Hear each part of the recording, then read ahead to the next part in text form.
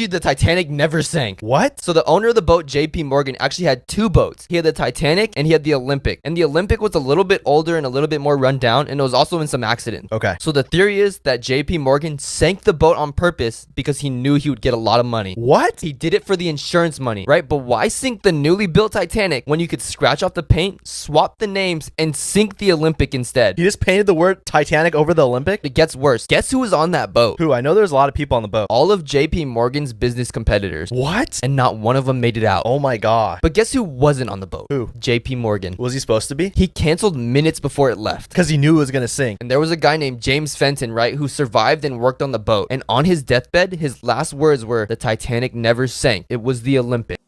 Bro, guys, this is all fake. Trust me. Because, if you swapped the names from Titanic to Olympic, it's really dumb because Titanic, you can actually, since both ships are actually, identical, but there's still, differences in it. Even including the size. So you could pretty easily tell that if it was swapped, the fake Olympic, aka the Titanic, would just be a tiny bit more bigger than the Olympic, which would be confusing. So you would just immediately think, oh, it's just big, but with its weight. Still, you're far from your correction. Because even if you swap the names, yes, it would look like it's the actual Titanic.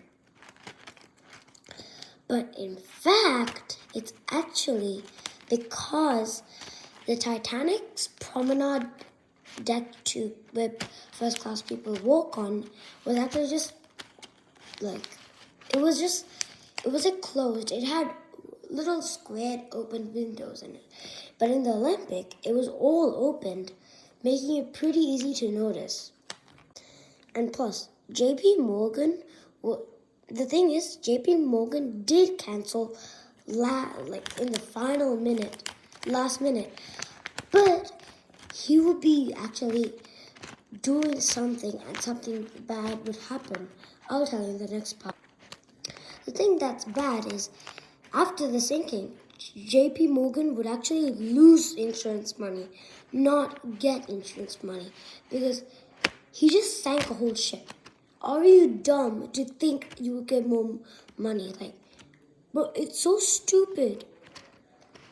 These people on YouTube really have to know more facts about the Titanic. Look more close.